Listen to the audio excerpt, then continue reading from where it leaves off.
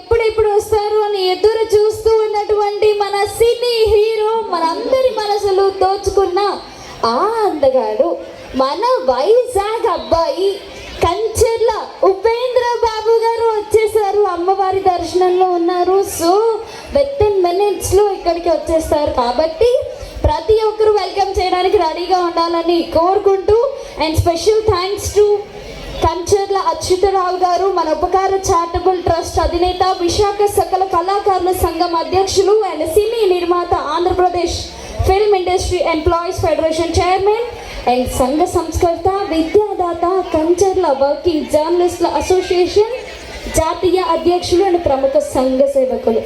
ఇన్ని చెప్తున్నా అంటే ఆయన గత కొన్నేళ్ళుగా ఎంత సేవను అందించుంటారు మన కోసం. ఎస్, ప్రత్యేకంగా మీకే తెలుసు అది. నేను ఎందుకంటే ఈ చుట్టుపక్కల ఈవెంట్స్ చేసిన ప్రతి ఈవెంట్లో చాలా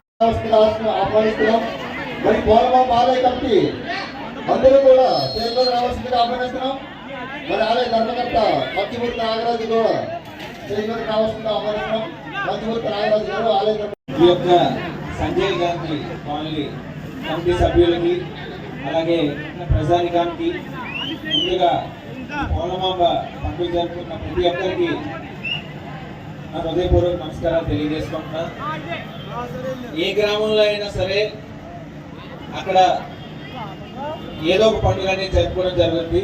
అయితే ఈ యొక్క కార్యక్రమం ఎందుకు ఎంత భారీగా జరుపుకుంటున్నారనే దానికి నేను వచ్చి ఒకసారి టెంపుల్ లోపల విజిట్ చేసిన నాకు అర్థమైంది.